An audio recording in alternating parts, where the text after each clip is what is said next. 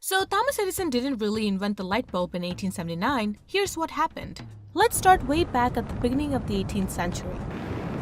Alessandro Volta just developed the first practical method of generating electricity. It was called a voltaic pile.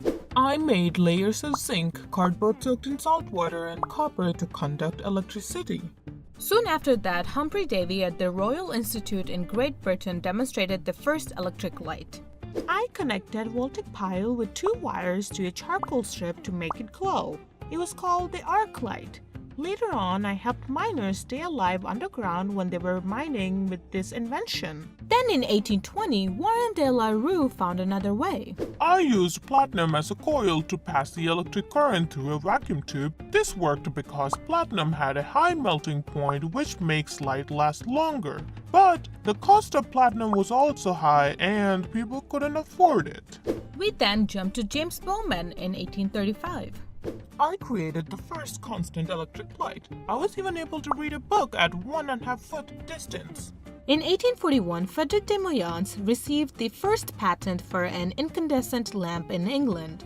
I used powdered charcoal that is heated between 2 platinum wires to make light. The cost is still high and it doesn't last that long. Throughout the 1850s and 1860s, there were multiple inventors all around the world that were working on creating the most efficient light bulb. German inventor Heinrich Goebe developed the first true modern light bulb in 1854. I used carbonized bamboo filament that was placed inside a glass bulb to make the light last long.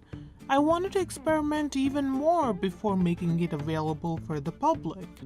In England, Joseph Wilson Swan patented his version of incandescent lamp in 1878. I used a good vacuum and carbon fiber filament derived from cotton to make light last long. Across the Atlantic at the same time, Henry Woodward and Matthew Evans filed for their patent in Canada.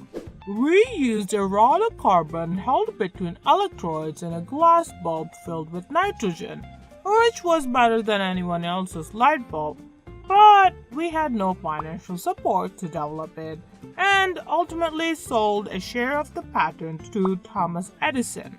After acquiring the patent, Thomas Edison and a team of inventors searched for the perfect filament which would emit good light, last long, and cost low. Eventually, the team finds a durable light bulb that lasts 1200 hours.